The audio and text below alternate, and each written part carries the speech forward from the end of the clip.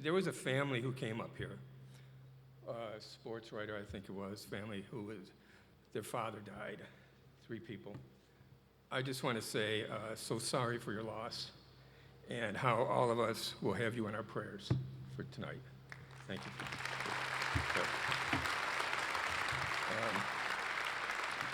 Bob Lee and I worked for 15 years doing the investigative crime stuff at ESPN. I have no notes about this because I have 14 messages from ESPN on my phone of what I can't say. Wonderful. I am still scanning the crowd to see if Norby is still here. If Norby has left, I can tell some stuff. Okay. Bob is going to get up here. One of the first things he's going to say, he might say, and I'm just going to jump to it so he doesn't embarrass me, is that we were somewhere in Arkansas, and he went up to a door, and somebody may or may not have a shotgun there. And he keeps telling me, always, you and the cameraman were standing behind the car, and I was at the door. And John Walshwood always told me, whatever happens, get the video. That's why we were there. So I'm going to just tell a quick story about a car trip with Bob Lee, okay? I can't mention what it was about. I can say, I think, where it went. I have my phone on airplane so that Norby, if he is somewhere and listening, will not interrupt. We leave ESPN and fly to Dallas, Texas. From there, we have to go to Wichita Falls, right, to talk to somebody about something. Then we have to, so we do that, and I don't know if it was the person lying to us or the person telling us the truth. So we leave there and we go to Lubbock, okay, to talk about something. And I failed geography, okay? So I set this up. So we drive from Dallas to Wichita, and then we have to drive to Lubbock. So from Dallas to Wichita, you go like up here, and it's like no big deal. And then from Wichita to Lubbock, you go down here and way over there. We've been in countries smaller than where we were going to drive, okay? So I'm driving along very calmly. Bob Lee looks over at me. He says, Don, you know you're going 100 miles an hour. Okay. Yeah, right? So, well, I'm going 100 miles an hour because, number one, it's a rental car, and that's all the fun I get anymore. We can go 100 in a rental car. And Norby yells at me about that all the time. And the second thing I tell him is this. I say, if we are ever going to be abducted by aliens and UFOs, it is going to happen out here, okay? We have driven for 2.5 hours.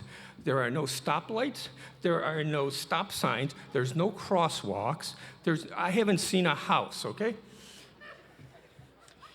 So he's sitting over here, right? And I say, watch out for the UFOs and aliens. And this is Bob Lee.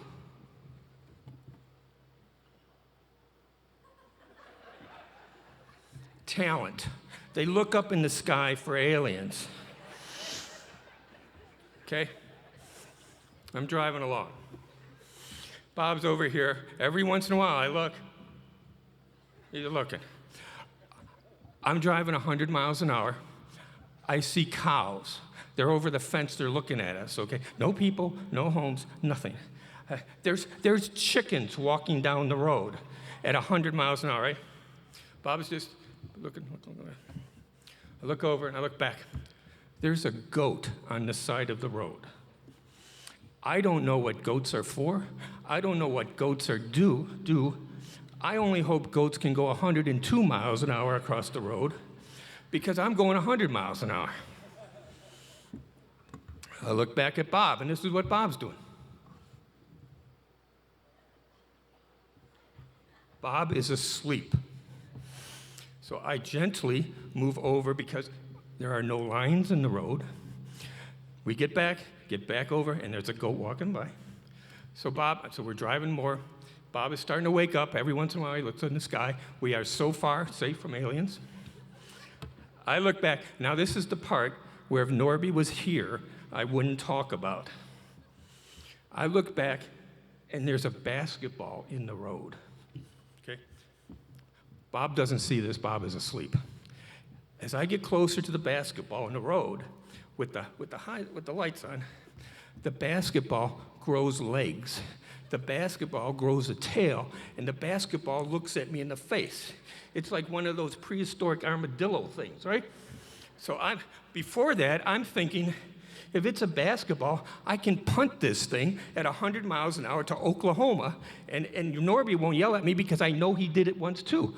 But this is an armadillo in the road. So I move it over like this, right? We're safe.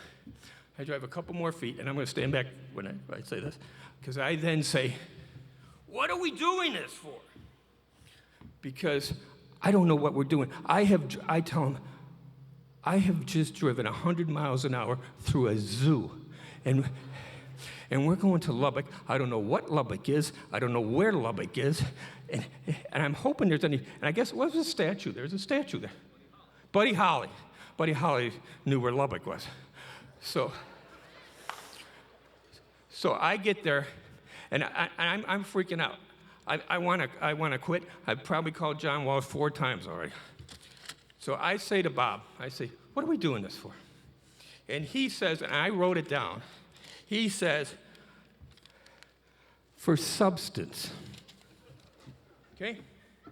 We are 3 weeks bought by Disney. I'm thinking, oh my God, dude, you can't talk about substance. We're with Disney from now, you know? And that and the fact that of the 2 of us in this car, which one is Disney going to pull into the bathroom to pee in the jar? Not going to be him. And I wasn't warned about it. So I look at him and I say this, Bob Lee, what kind of substance? Which in itself is a Hall of Fame question. And he says to me, and I wrote it down, you know, dude, meaning.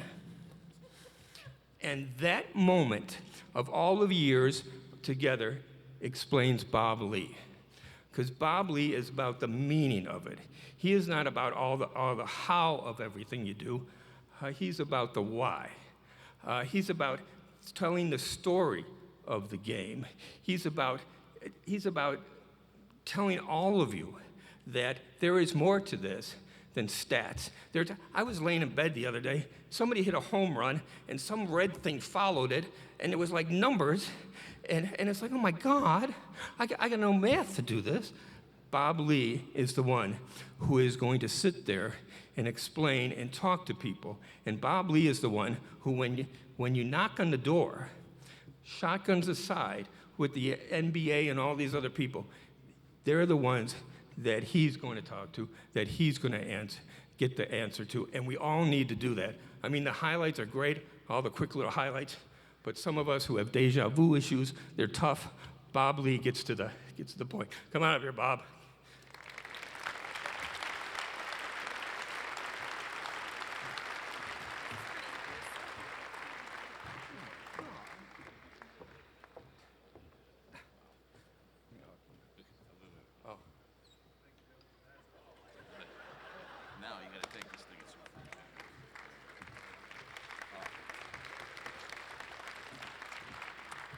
True story.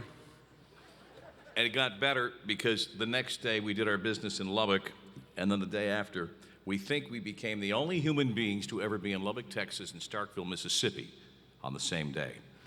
If you can contradict us, let us know. Don, by the way, is a notary public as well. And so when the Brian Williams credibility things came up, I sent you a note. You remember this. I said, you know, that thing on the back road in Arkansas, that gun was pointed at me. We don't know if it was loaded, but it really did happen. He sent it back to me. He took his notary stamp, he stamped it, signed it, and he says, I attest this bleep is true. True story. What an incredible assemblage of talent here tonight. It is humbling to be in the company of everyone tonight. To the NSMA and to the city of Winston-Salem, my thanks from all of us that came down from Connecticut. You have made us feel so welcome. This is an incredible event. When Dave Gorin called me in January, I was absolutely flabbergasted and honored. Then I said, well, I got to learn a little bit more. I know about the hall, but I really need to know about the hall. So I go online, and that's when I'm floored, because I'm a student of history. So you can go to their website, and you literally can scroll with your fingers who's in the Hall of Fame. And it's in reverse chronological order, the most recent. And you start with all of these names of the men and women whose work I hold in the highest esteem. You take your finger down your touchpad a little further, and now you're down to the legends, the titans in our profession. I get down to Red Barber, who I grew up watching during the Yankee games on Channel 11 in New York, who I had a short phone conversation with in 1991, the night that Leo DeRocher died. And I got to the old redhead, and I was just blown away.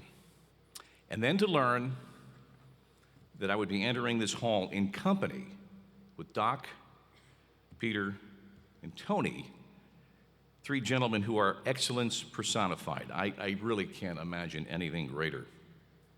It was 40 years ago this coming summer that Scotty Connell and Chet Simmons offered me a job at ESPN. It was exactly 2 weeks to the day before ESPN signed on.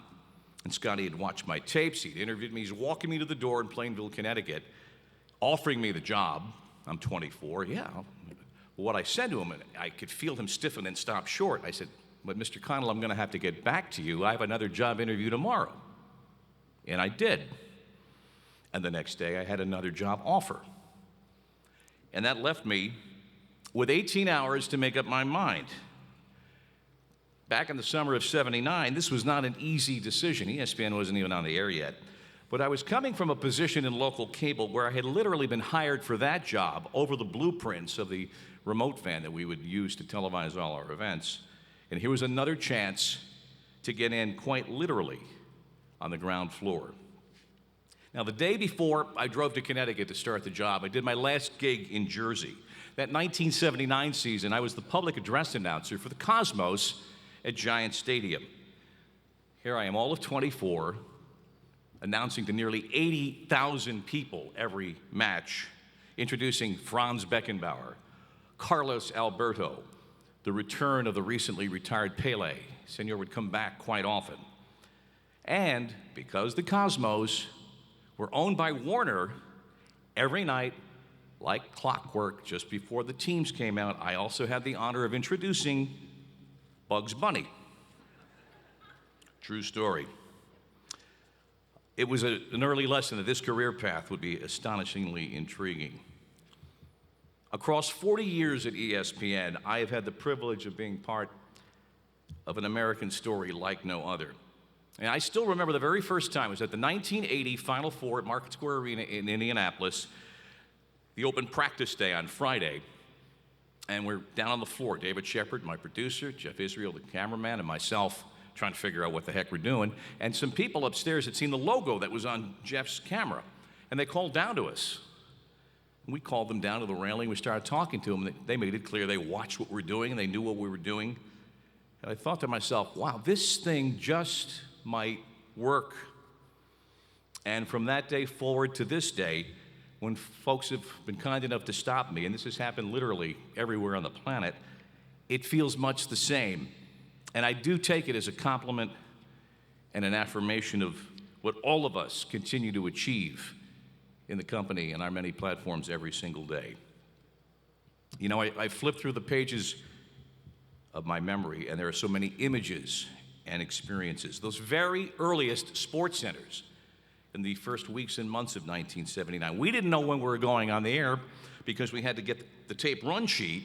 We came on after a tape show, and there'd be a guy there trying to do the math to figure out when we would go on. And then working through the 1980s as this program became a national cultural institution.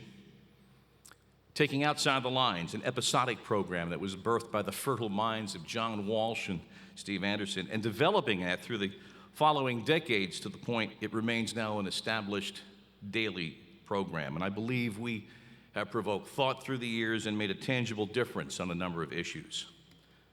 And following the fortunes of international soccer across the globe, there is no better way to see the world.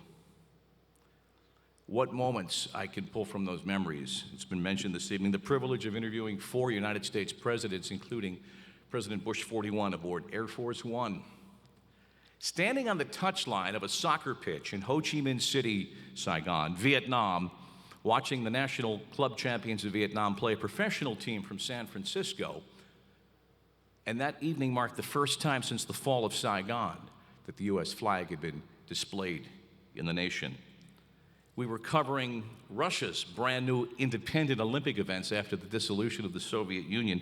And I'm walking down the street one afternoon in Moscow. I turned the corner near the Arbat, the market there, and I'm quite literally, along with my producer, we are swept up into a peaceful political demonstration. They were veterans demonstrating their support for the re-election of the president, Boris Yeltsin. And the looks on those people's faces, some of them men in their 60s and 70s, if not older, getting their first taste of democracy that'll stay with you a long time.